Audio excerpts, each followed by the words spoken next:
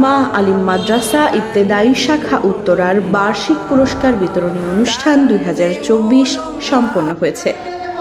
25 September বুধবার প্রতিষ্ঠানটির নিজস্ব হলরুমে তানজিমুল উম্মাহ আলিম মাদ্রাসা ইবতেদায়ী শাখার কোঅর্ডিনেটর মুহিবুল্লাহ ফয়সাল ও অ্যাসিস্ট্যান্ট কোঅর্ডিনেটর মোহাম্মদ শাখাত হোসাইনের সঞ্চালনায়, ভাইস প্রিন্সিপাল মোহাম্মদ জহিরুদ্দিনের পরিচালনায় তানজিমুল উম্মাহ ফাউন্ডেশনের senior vice chairman doctor Abdullah Al মামুনের সভাপতিত্বে দুটি অধিবেশনে অনুষ্ঠানটি শেষ হয়।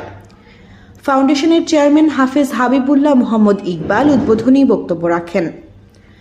অনুষ্ঠানে প্রধান অতিথি হিসেবে উপস্থিত ছিলেন ওস্তাদ মনির আহমদ খান। বিশেষ অতিথি হিসেবে উপস্থিত ছিলেন বিশিষ্ট ইসলামী চিন্তাবিদ মীর মানজুর মাহমুদ। দ্বিতীয় অধিবেশনে প্রধান অতিথি হিসেবে উপস্থিত ছিলেন বিশিষ্ট আলেমে দ্বীন আব্দুল আলিম, ভাইস চেয়ারম্যান তানজিমুল উম্মাহ ফাউন্ডেশন।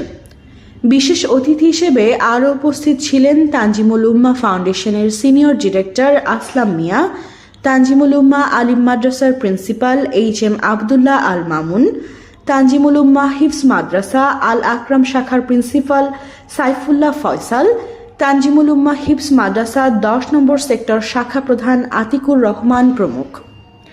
অনুষ্ঠানটি কুরআন তেলাওয়াত, হামদনাদ ও ইসলামী গান, ইংরেজি, বাংলা, আরবি বক্তব্য, ক্রেস্ট প্রদান ও পুরস্কার বিতরণীর মাধ্যমে সম্পন্ন হয়।